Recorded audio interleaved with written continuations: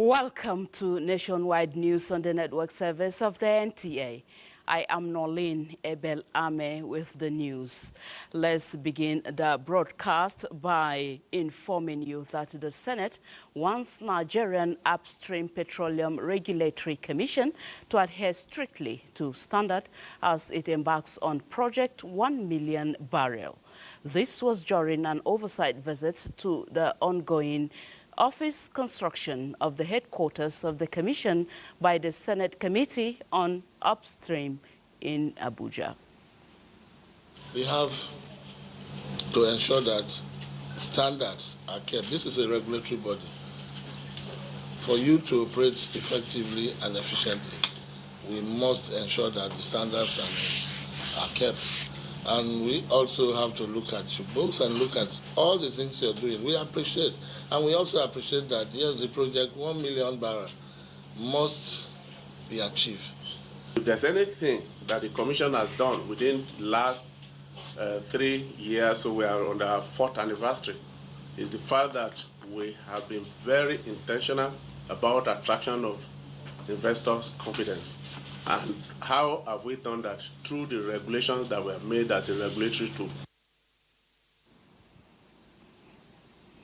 Similarly, the House of Representatives Ad Hoc Committee on Reconciliation has issued 72 hours notice to companies that failed to honor its invitation for investigation over an alleged loss of revenue in the oil and gas sector to comply. At the investigative hearing, only 3 out of 9 companies appeared before the committee. Very difficult operating conditions in the past, especially on the Trans-Niger pipeline, which is our primary channel of evacuation.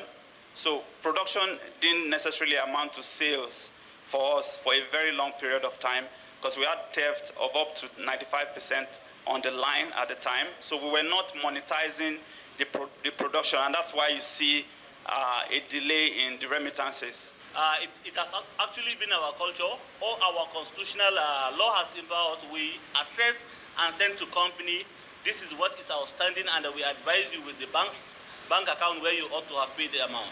If you have any problem with the what we advise you based on demand notice, you now request for reconciliation. So I don't think I'm very surprised when he mentioned that there was no demand notice from 2021 to date. Supplement by payment for us. Since you've agreed on what you defrayed on. Yeah, only the gas flare on debit. That's what I'm saying. Yeah.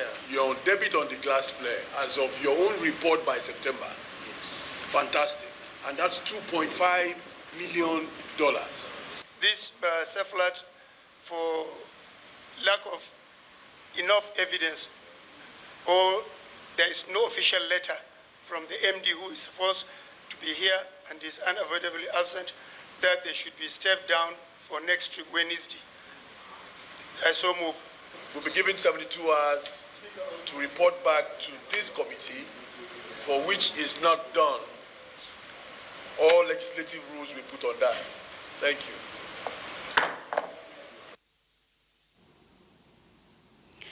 In another development, amid growing uncertainties in the global energy market threatened by increasing tariffs, Minister of Budget and Economic Planning, Senator Abubakar Atiku Bagudu, says the federal government will consider funding from the capital market among other sources for the 2025 budget.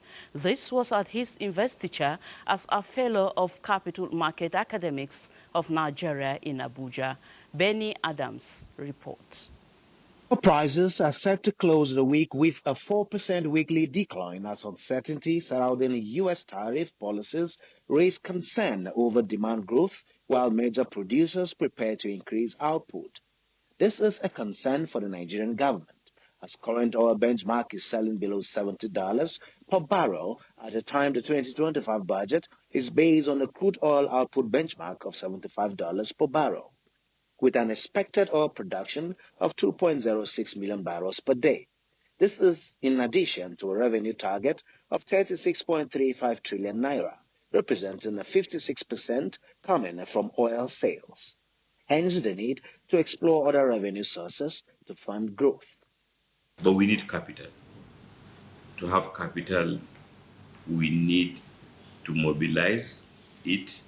We need to convince our citizenry, because like I said, even if you get people with capital out there and you don't have vehicles that can absorb it, we need to orient our society that what tax revenue cannot fund, capital market can fund. But we must be willing to acknowledge that capital market also has its own demands, user charges, toll gates, and periodic payments that reward, but it can be done. In terms of budget preparation, can also be organizing a symposium. You can have a budget symposium annually, shortly before the presentation of the MTEC. That budget symposium can be with the academia, where you get feedbacks from perspective of the academia regarding budget preparation. So if you organize on an annual basis. The minister admonished the capital market academics to embark on research that will provide practical ways of marketing Nigeria's investment potential. President of the Capital Market Academics of Nigeria, Professor Uche Uwalike, alongside the leadership, conferred on the minister fellowship of the Capital Market Academics. He now joins the think tank of Nigeria's economy and is expected to deliver an inaugural lecture soon. In Abuja, Benny Adams, NTA News. I'm talking security now. The Nigerian Air Force has emphasized its unwavering commitment to professionalism and transparency in all operations, adhering to international standards. The Chief of Air Staff, Air Marshal Hassan Abubakar, met the emphasis while on a sympathy visit to the government and people of Zamfara State over the recent airstrike mishap in Maradun and Zurmi local government areas of the state. Jamilu Ibrahim has more. The 11th January 2025 military airstrike, which reportedly resulted in some collateral damage in Maradun and Zurmi local government areas of Zamfara State, prompted the Nigerian Air Force to immediately constitute an investigative panel on the incident, which, among other things, visited the affected communities. And indeed, 11 members of the local vigilante were unintentionally killed. This is the Chief of the Air Staff, Air Marshal Hassan Abubakar, on a courtesy visit to Governor Dauda Lawal at the Government House Gusau, sympathizing with government and people of Zamfara State over the tragedy, which has been eventually confirmed by the investigative panel. The Nigerian Air Force has continued to embrace measures aimed at effectively mitigating and responding to civilian harm. Indeed, only recently, I convened a team of senior officers to articulate the Nigerian Air Force Civilian Harm Mitigation and Response Action Plan. I believe the security forces of this country, they have the capacity to deal with this element. As we have seen, they demonstrated that. It's an ongoing process, and I can confirm to you that peace is returning to Zamfara State. During the visit, Governor Lawal presented to the Chief of the Air Staff a certificate of occupancy of a land, which Zamfara State government allocated to the Nigerian Air Force for the establishment of its additional base in the state. In Gusau, Jamilu Ibrahim, NTA News. From Gusau, we take you to Jigawa State, where a significant step has been taken to enhance the success of the Safe School initiative with the launch of the School Protection Squad, designed to provide rapid response to security threats in schools across the country. The Inspector General of Police, Kayode Gbetokun, represented at the launch in Jigawa State. One of the pilot states emphasized the importance of collaboration and support from all stakeholders to achieve the initiative's goal. Governor Umar Namadi, the guest of honor at the event, reaffirmed his administration's commitment to supporting security efforts in the state. Awal Muhammad has the report. The Inspector General of Police, Kayode Okpetokum, represented at the event, highlighted that education is the foundation of meaningful development, noting that painful experience of attacks on schools, the country witness necessitated a comprehensive and inclusive approach to securing educational institutions. As part of this initiative, training programs will be instituted for educators, administrators, and security personnel who will in turn leverage on the acquired skill to recognize and respond to security threats.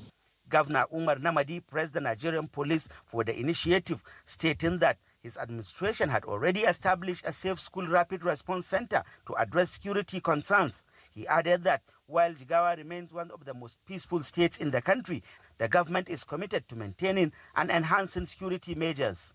Over 342 million naira was expended on the establishment of this center, which covers renovation and furnishing of the structures housed in the center, provision of all requisite security gadgets and surveillance equipment, ICT equipment, 2 Toyota Hilux, and 4 motorcycles. With this initiative, stakeholders at the event are optimistic that schools in Jigawa and across Nigeria will be safer, fostering an environment conducive for learning and development.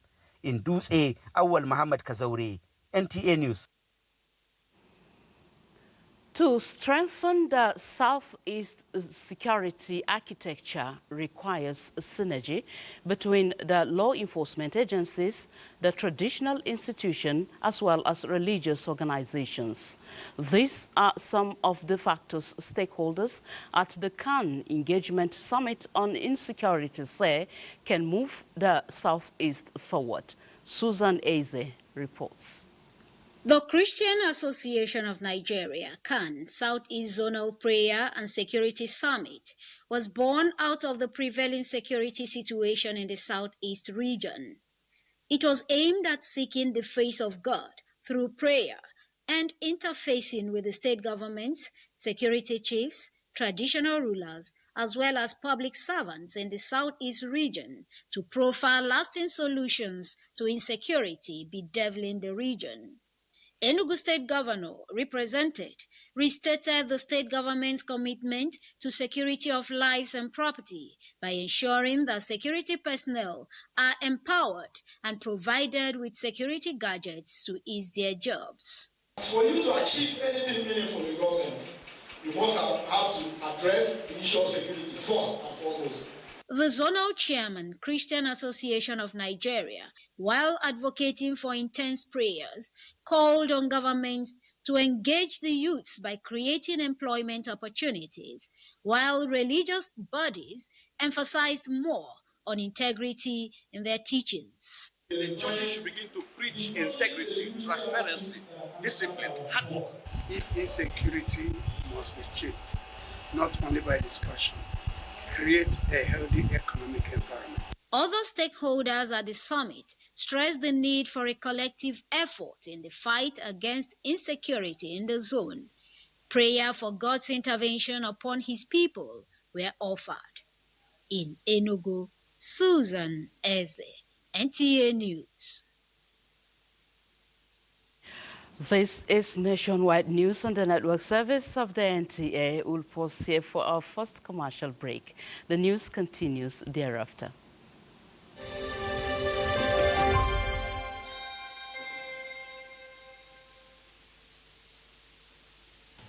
I am Oluremi Tinubu, the global and national Stop TB champion. Many people have asked why I've chosen to champion the fight against a disease like tuberculosis. My reason stems from a deep personal experience. I once had a friend who unfortunately fell ill and concealed the nature of his sickness until it was too late. Eventually, after he passed, we discovered he had tuberculosis. Sadly, due to the stigma and discrimination surrounding the disease, he would not speak up or seek for help.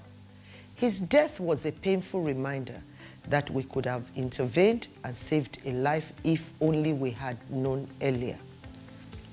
Tuberculosis is an airborne disease that primarily affects the lungs, but can also impact other parts of the body. Being airborne means anyone, regardless of their social economic status, can contract it. In Nigeria, one person dies of TB-related illness every 7 minutes, amounting to 206 deaths every day. Globally, one person succumbs to TB every 25 seconds, which is a staggering 3,456 lives lost daily. These deaths are entirely preventable because TB is curable if detected and treated early. If you or someone you know has been coughing for 2 weeks or more, coughing up blood, experiencing night sweats, or losing weight drastically, it might be TB. Please visit the nearest government hospital or primary healthcare center for proper diagnosis and treatment. TB treatment is free in all government and some private health facilities. Let us also remember not to stigmatize or discriminate against TB patients or those who have been treated for TB. Individuals who have been cured of TB cannot infect others. I call on all stakeholders, especially the private sector, to join us in the fight to end TB in Nigeria. Together, we can make a difference. Remember, TB anywhere is TB everywhere. End TB by 2030. Yes, we can.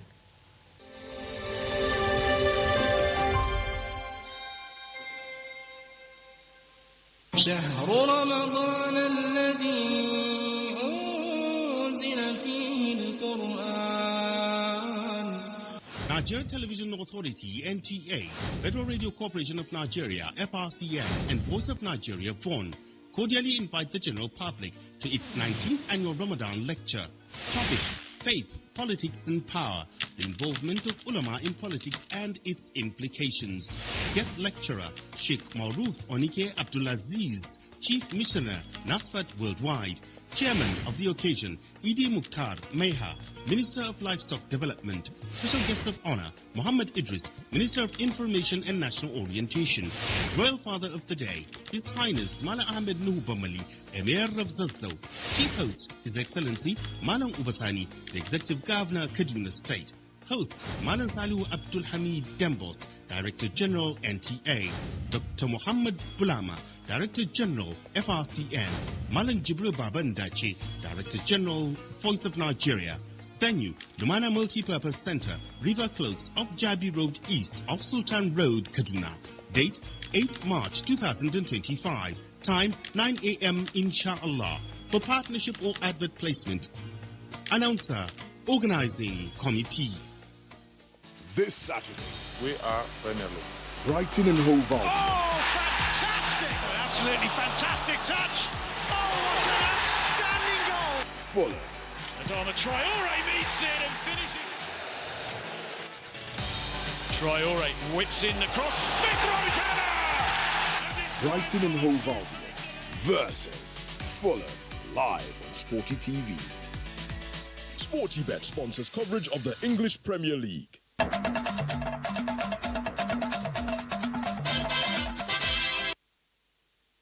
Thank you for staying with us on Nationwide. Now, Muhammad Umar Ajingi is in our Kaduna Network Center with more stories on Nationwide. Hello, Muhammad. It's over to you. For joining us here in Kaduna. The Kaduna State government will continue to introduce programs that will transform rural areas to enhance agriculture and improve livelihoods. The state governor, Obasani, stated this while inaugurating the construction of Zaria Township roads. The report. Continued its rural transformation stride with another major road construction project set to commence in Zaria. The residents turned out in their large numbers to welcome the governor, who arrived to flag off the reconstruction and upgrading of the Zaria Township roads. The project, which covers the reconstruction and upgrading of the road from Magaja Junction to Kasuang Amaru and Ongwan Liman, is expected to enhance connectivity and ease transportation within the metropolis. We have initiated over 78 road projects across Kaduna State, totaling about 775 kilometers, These projects are progressing well, with contractors adequately funded to meet project deadlines. Our focus is on connecting local communities to provide social and economic benefits. We are determined to leave Kaduna State better than we met it. Zaria Township deserves an uplift. It is too important to be left in its present state.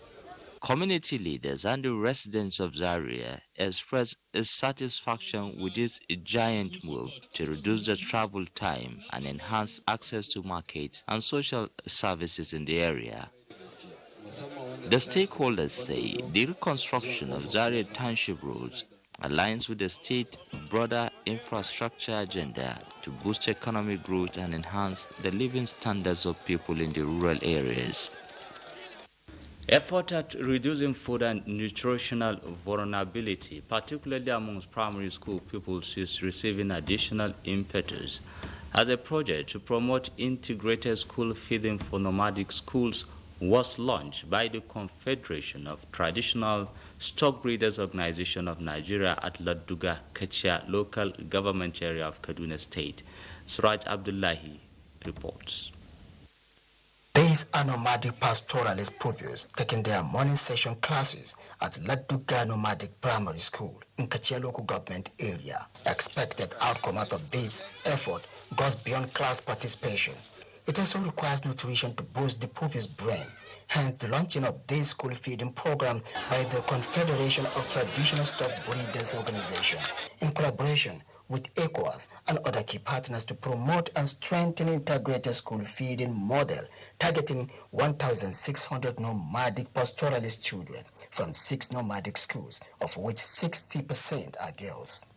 Secretary General of the Confederation of Traditional Stock Breeders Organization, Muhammad Bello Tuku, says the initiative will enhance social integration among the nomadic pastoralists as well as create more access to education. We are actually here with support from the Economic Community of West African States, ECOWAS, to launch a school feeding program in partnership with the federal government, the Kaduna State government, and Jigawa State government to support school feeding program in 6 nomadic schools. Minister of Livestock Development, Idi Mokhtar Maiha, representative, says the project aligns with the vision of the ministry in promoting the livelihood of pastoralists across the country. This event is going to provide nutrition for the children. That nutrition will build their intelligence, add to their intelligence IQ, and also encourage them to come to school. The benefiting community pledged total support to ensure the success of the program. In Kaduna, Suraj Abdullahi, NTA News. And that's our contributions from this end. Nationwide continues in our Abuja studio. Thank you very much, Mohammed. And from Kaduna, we take you to Kebbi State, where about 25,000 farm inputs and 350 trucks of palliatives are being distributed to farmers and less privileged individuals in Kebbi State. The distribution of the items was kicked off by Minister of Agriculture and Food Security, Abubakar Kyari, alongside the Kebbi State Governor, Nasir Idris. Correspondent Abdul Jalil Mohammed Bawa reports. Activities are practiced by farmers all year round in Kebbi State, requiring intensive input for increased yield. As the 2025 dry season farming coincides with Ramadan, the Kebbi State government is set to distribute 10,000 solar-powered pumping machines, 10,000 CNG machines, and 5,000 PMS machines and power tillers to farmers across the 21 local government areas of the state. Additionally, 350 trucks of grains, including rice, millet, and corn, will be distributed to less privileged individuals in the state.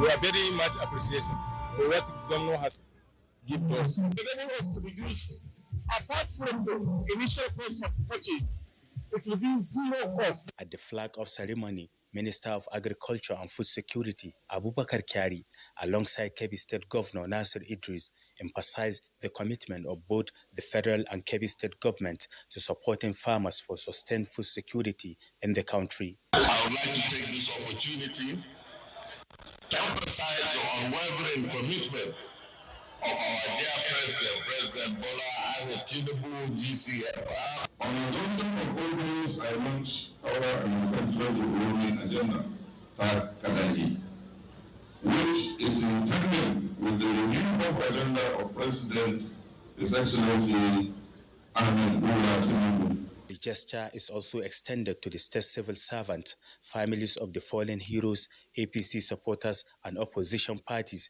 among others. In Birnin Kebbi, Abdul Mohammed Bawa, NTA. In a related development, Foreign Affairs Minister Yusuf Tuga has distributed items that will facilitate the federal government's irrigation projects in Bauchi State. The distribution exercise, according to the minister, is aimed at ensuring poverty reduction and food security in line with the transformation agenda of President Bola Ahmed Tinubu's administration. Bulak Afa has details. This is Odubo village in Gama local government area of Bauchi State, demarcated for the irrigation farming project, which is crucial in Nigeria due to the country's climate and agricultural challenges.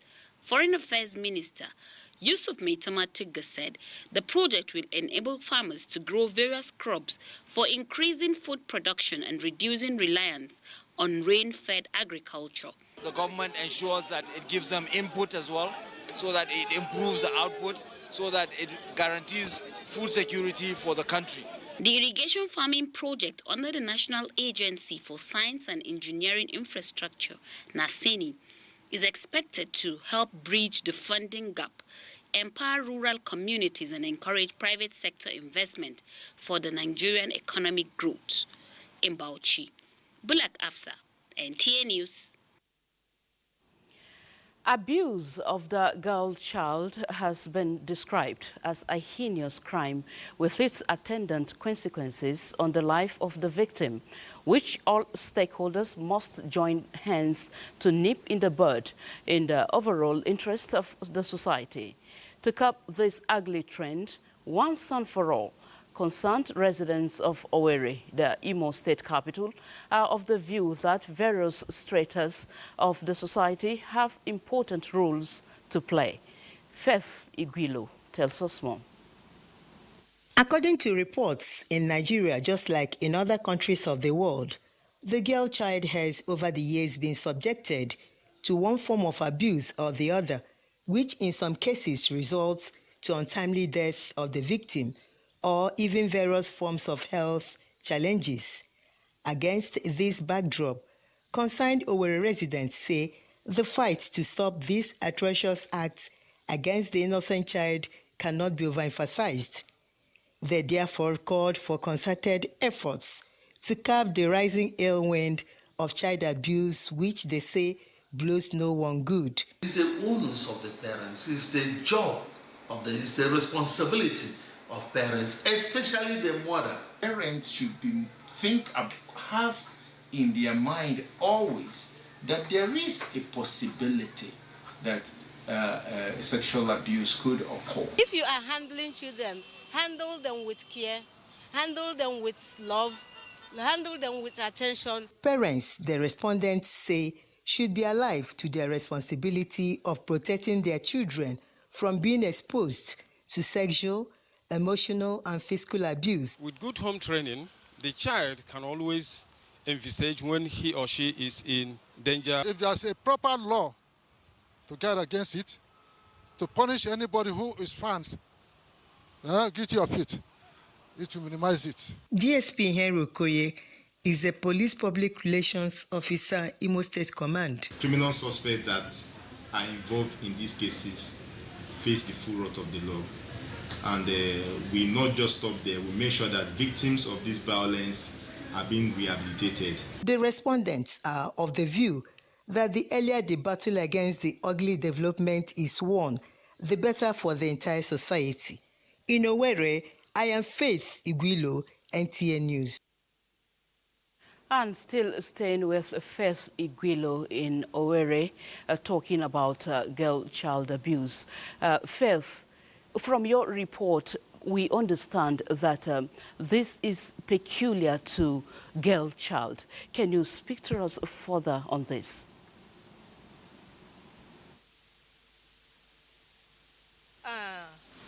Thank you, Nolly. Child abuse is a global issue. Everybody know about this. The Imo State government is collaborating with the Ministry of Women Affairs to curb this menace called child abuse. And the Ministry of Women Affairs, they created a unit called Child Abuse Complaint Unit, where the abused will come and complain, both their parents, anybody, their neighbors will come and complain about what happened. Even the police is not relenting to curb this child abuse in Imo State. They went on sensitization, last 2 weeks they went on sensitization to tell the public to come to police, Imo State Police Command to report any child abuse. Both neighbors' parents should come. They sensitize Imo State to do that.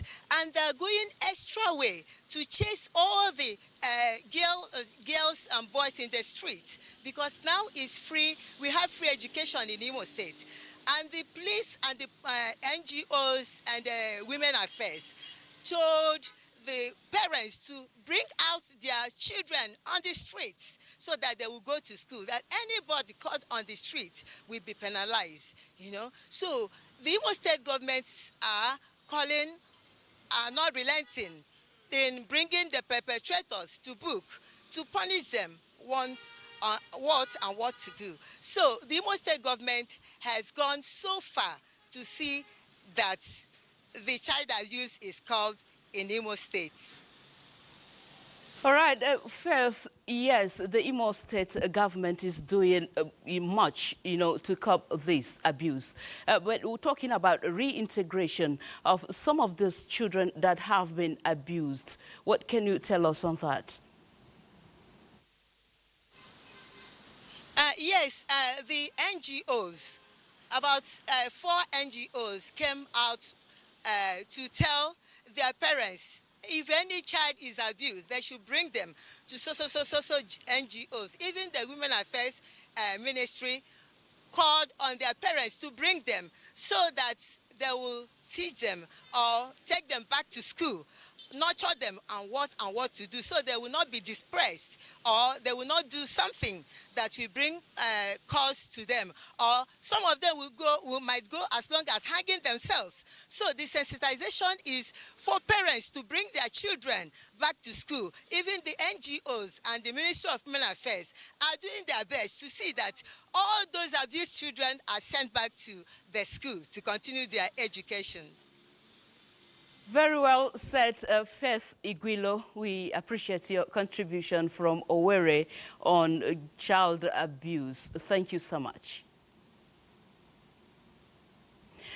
From Owerri, we take you to Borno State, where Borno State Ministry of Justice, in collaboration with the Nigerian Bar Association, is synergizing with other key stakeholders to ensure gender-based violence cases are not only checked, but eradicated in the state. Umar Jabralma reports. Hardly a week passes without a case of violence against women not being reported across the state, an ugly development, and these roundtables are determined to roll back for the better. The workshop, titled The Prevalence of Gender-Based Violence Against Children, Its Consequences and Stakeholders' Role in Child Protection, brought together like minds, including the traditional institution, religious leaders, security agencies, and many other stakeholders. One of the key points of the workshop was a paper on fighting the phenomenon by Professor Umar Al-Ali, where his message centered on the stakeholders to join hands in reducing the menace across the state. The Commissioner for Justice, Hawa Abubakar, called for stronger partnership and support, encouraging stakeholders to ensure no child is left shedding tears owing to his rights being violated. We gather here not just as representatives of our respective roles, but as advocates for most vulnerable members of our society,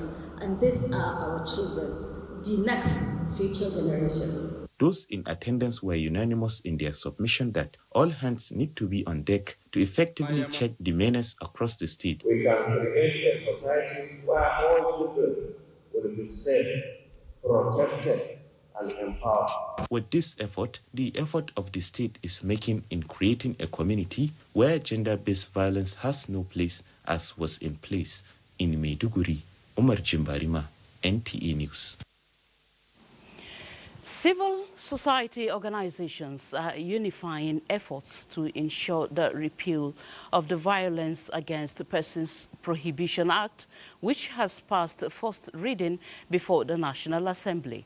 African Center for Leadership, Strategy and Development, Fort Foundation, Side-by-Side Movement, Interfaith and Traditional Leaders for Gender Justice are at the forefront in the promotion of key issues. The organizations are appealing to the National Assembly to be considerate and embrace the repositioning in the bill for robust reform that will bring about generational solutions of gender-based violence. Now, because right from the time of COVID-19 till now, gender-based violence has been on the increase. And we need an accountability document, which the VAP Act represents. It's a democracy, it's a process, it has just passed the first reading. And when we get to the public hearing aspect of it, that is when the interested parties will come and do the needful. This underscores the urgent need for unified advocacy to safeguard the rights and dignity of vulnerable individuals, particularly women and girls. The repeal process will also have a public hearing session that will project key areas that will answer to many salient questions capable of changing the narrative around gender-based issues in the country. Now we shall be going to our Lagos Network Center, where Hingino is standing by to present the next set of reports for us from that axis. Hello, Hingino. ECOWAS female legislators, also known as ECOFEPA, are setting an agenda for inclusion of more women in governance, presenting draft articles that will ensure equity in presentation of women in leadership and decision-making positions. This and the need to deepen partnership with African First Ladies are part of key points at the deliberations of the ECOWAS female parliamentarians. Joel Pupola reports. Established in year 2003 and formally inaugurated on the 4th of March 2010, ECOFEPA has been vocal on issues concerning women and the girl child.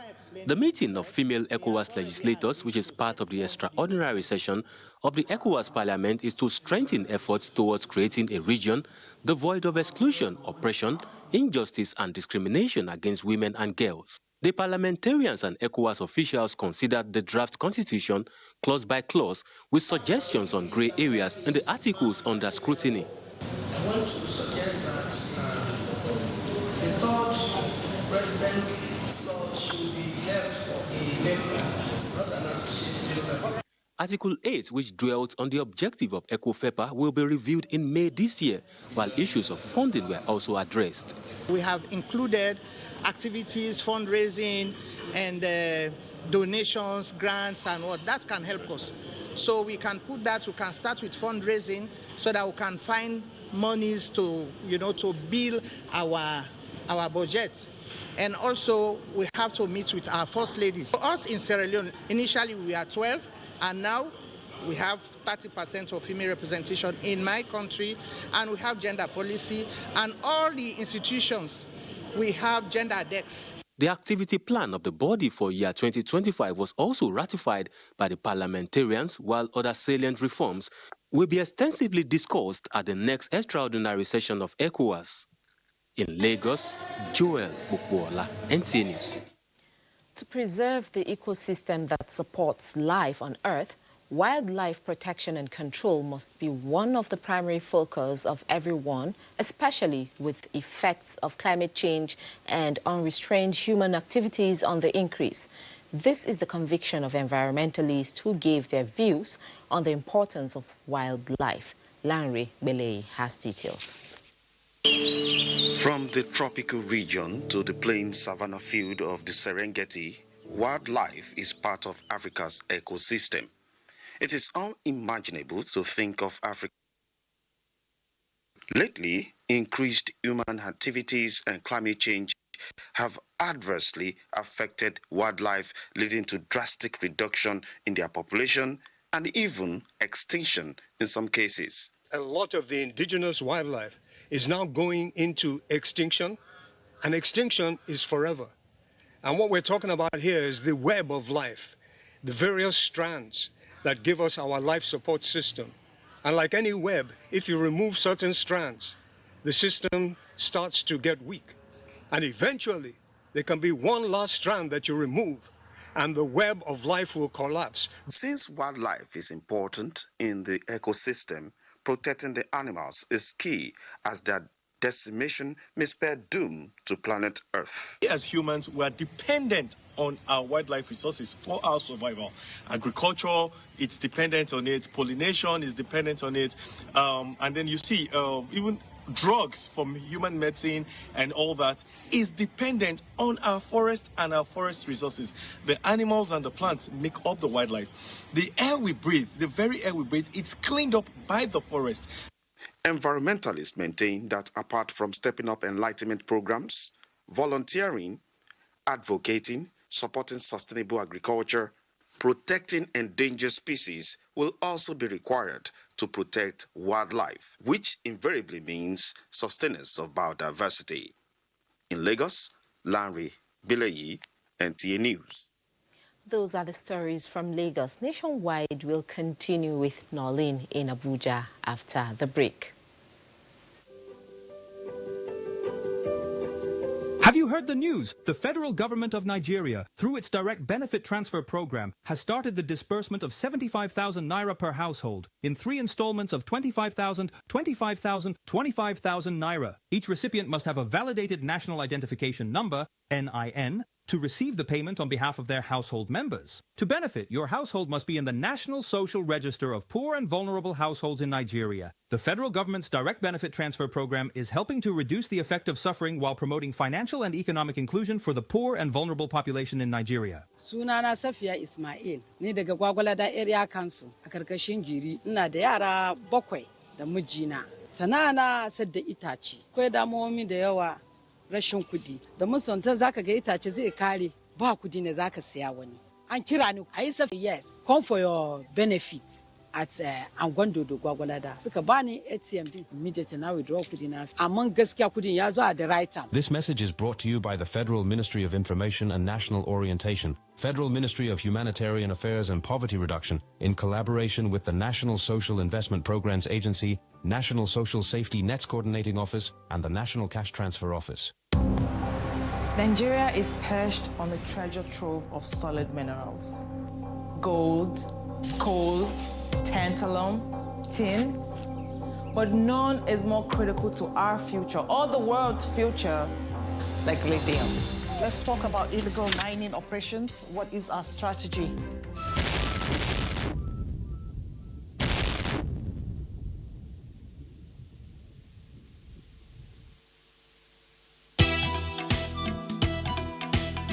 Welcome to Silver Oasis. Silver Oasis, a TV series dedicated to aging and older persons in Nigeria. Be part of this series and discover the transformative programs crafted to give a new lease of life to our senior citizens, courtesy of the National Senior Citizen Center. The National Senior Citizen Center is the oasis for the senior citizens. For thought-provoking discussions on aging, geriatric social care, and issues that matter most to our senior citizens. Silver Oasis. Silver Oasis. Silver Oasis. Tune in to Silver Oasis on the network service of the NTA every Saturday at 10:05 p.m. Silver Oasis, improving the quality of lives of senior citizens. This Saturday, Freiburg.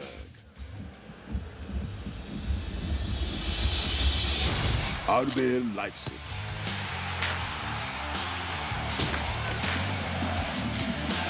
Watch live Freiburg versus RB Leipzig on Sporty TV. SportyBet sponsors coverage of the German Bundesliga. Our major currency unit is the Naira, while the minor unit is the Kobo. They are both in notes and coins. The Naira is more than just a medium of exchange. It bears the images of our heroes. So, stop abusing the Naira. It is a criminal offense to spray the Naira at events. Stop stepping on the Naira. It's not your enemy. Do not squeeze, ruffle, or write on the Naira. Handling the Naira with dirty or oily hands can deface the Naira. Love the Naira as you love yourself. Be a real Nigerian. Do not abuse the Naira. This Sunday, live on Sporty TV. Juventus. Conceição and Timothy Weah applies the finish. Atalanta. Samajic, JB up to shoot. This is Zappacosta. Juventus versus Atalanta. Live on Sporty TV. SportyBet sponsors coverage of the Italian Serie A.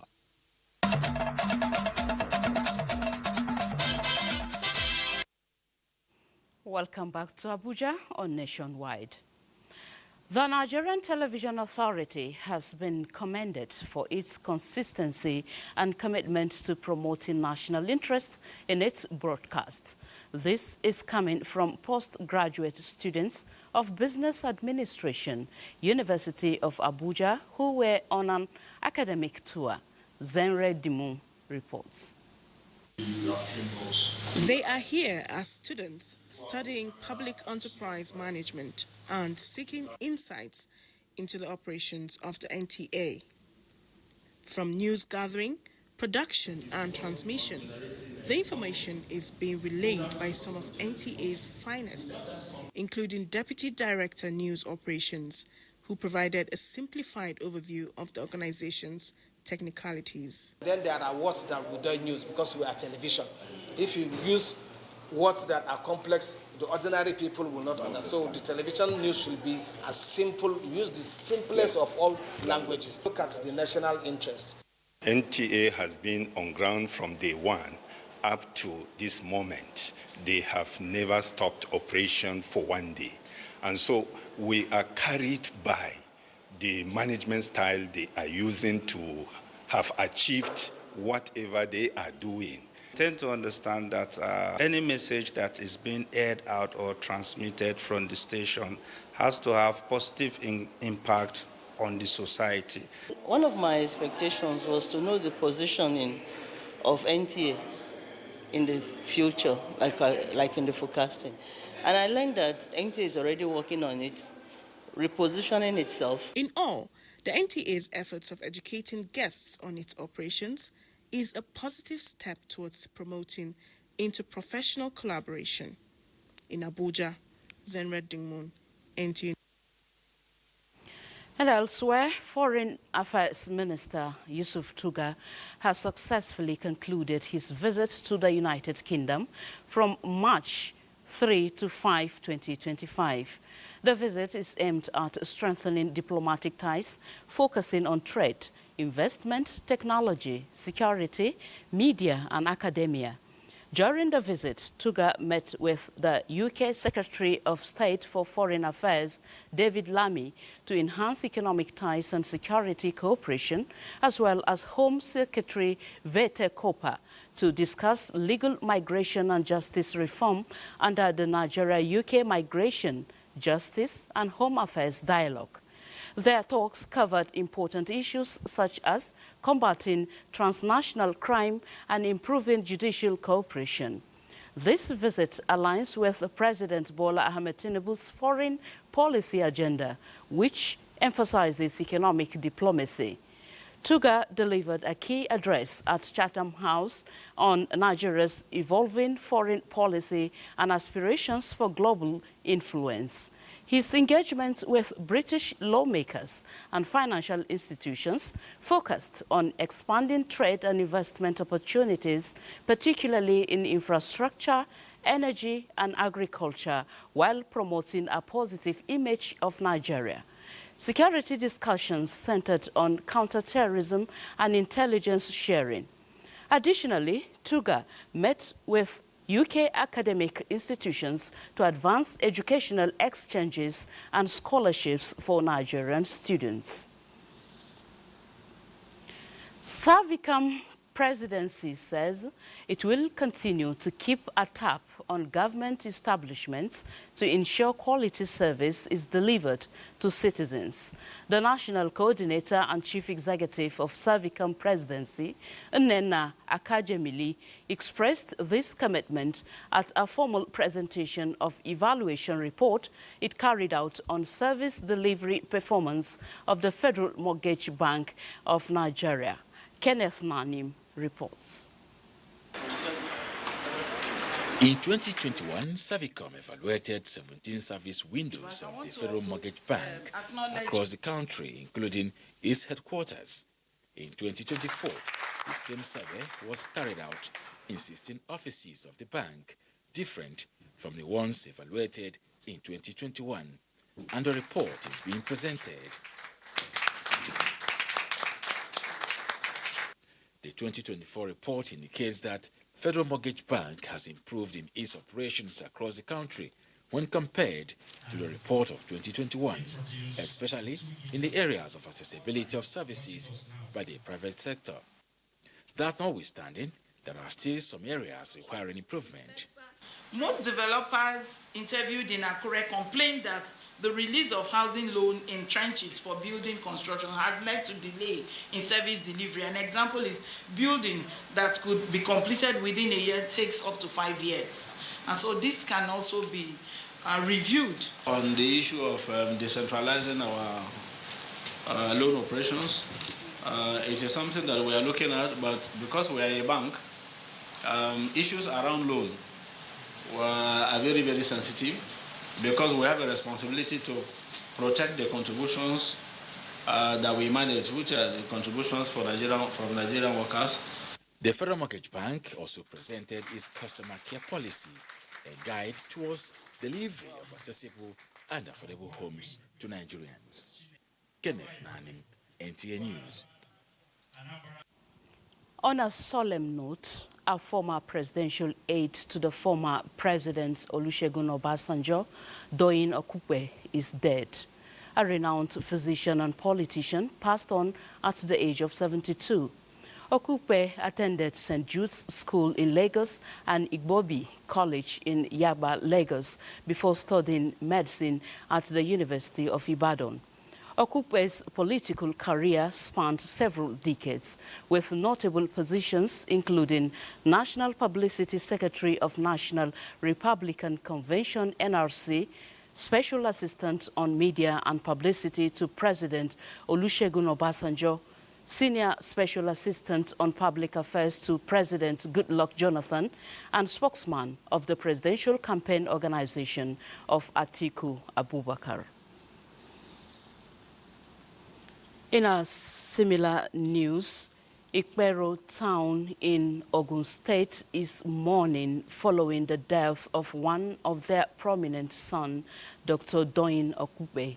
One of the early callers on a condolence visit to the home of the deceased is the governor of Ogun State, Prince Dakpo Abiodun. Yemi Dalemo now joins us from the country home of the late Dr. Okupe. Yemi, can you tell us more on this sudden news coming from Ogun State on the death of Doyin Okupe? Thank you, Noolyn. I'm at the Agbomagbe Castle of the late Dr. Doyin Okupe, where indigenes of Iperu have been coming to pay their last respect and to share in the grief of the family over the sudden demise of Dr. Doyin Okupe, who is a prominent son of Iperu land. About 2 hours ago, the governor of Ogun State, who is also from Iperu Remo, was here personally to condole the family and to share in the grief of the family. While he's here, he described Dr. Okupe as his elder brother, as both of them came from the same Abel-Ameh royal family in Iperu. And we still have some of the sympathizers who have been here since morning to pay their respects. And one of them is the traditional ruler of this community, the Alaregun of Iregun in Iperu Remo here, who has been with Dr. Okupe for about 22 years. He said the demise of Dr. Okupe is a personal loss to him, as his impact in the community is great. And now that he has left a great vacuum in Iperu land, and particularly in the Nigeria politics, because Dr. Okupe was a voice in Nigerian politics. He has served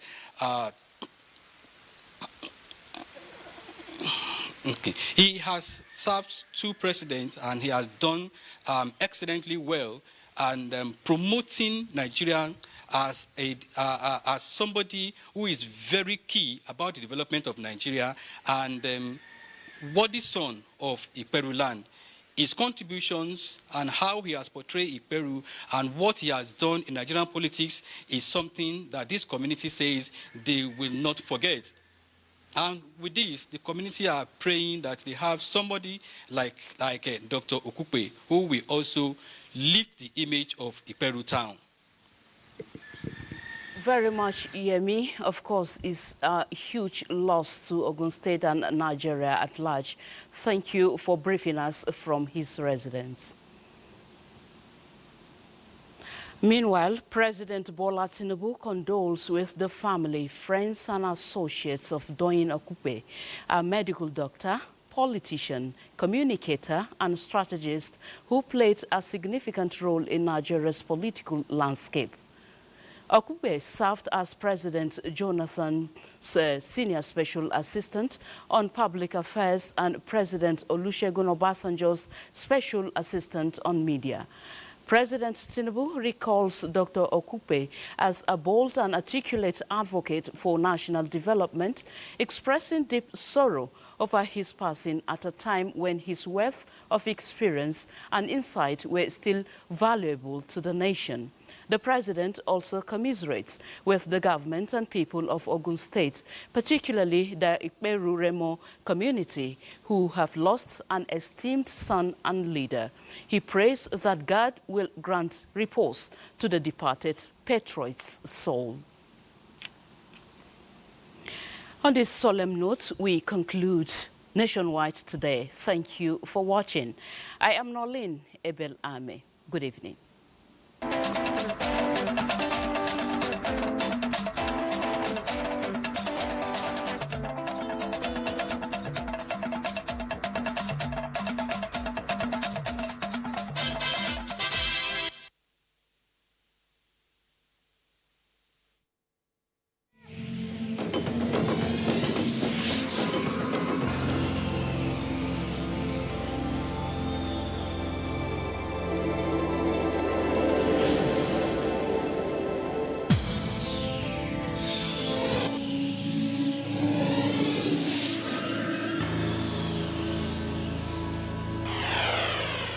NTA, you can't beat the rich.